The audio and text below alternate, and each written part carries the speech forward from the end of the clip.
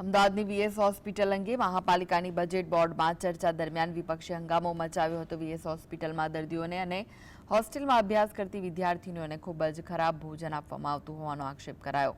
ચાંદખેડા વોર્ડના કોંગ્રેસના મહિલા corporator VS હોસ્પિટલમાં મળતા ભોજનનું ટિફિન લઈ બોર્ડર રૂમમાં આવ્યા હતા અને પ્રકારનું ખાવા હોસ્પિટલમાં આપવામાં આવે છે તે રજૂ કર્યું। વિપક્ષે આક્ષેપ કરતા કહ્યું કે 100 વિદ્યાર્થીઓને જમવાનું કામ એક જ રસોઈયો કરતો હોય ત્યારે આવી સ્થિતિ સર્જાય અને રસોઈયાને મદદ કરવા હેલ્થ વર્કરની મદદ લેવાતી હોવાનો પણ આરોપ વિપક્ષે લગાવ્યો છે। આમ હેલ્થ વર્કરને તેની કામગીરીના બદલે બીજી કામગીરી સોંપવામાં આવે છે તેવો આક્ષેપ વિપક્ષ કોંગ્રેસે લગાવ્યો। આ ઉપરાંત વિપક્ષ કોંગ્રેસે આક્ષેપ લગાવતા કહ્યું કે વીએસ હોસ્પિટલમાંથી મોટા પાયે સામાન અને સારા ડોક્ટરને એસવીપીમાં લઈ જવાયા છે।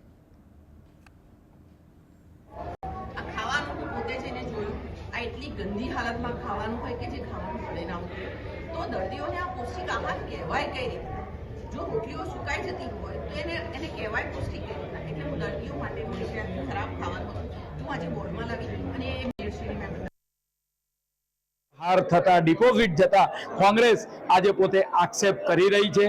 આ આક્ષેપ મારી દ્રષ્ટિએ તથ્યહીન છે, કોઈ પણ જાતનું વજૂદ ધરાવતા નથી અને આવનાર સમયગાળા દરમિયાન ચોક્કસ એ આક્ષેપનું હશે એની પણ ખરાઈ કરવામાં આવશે।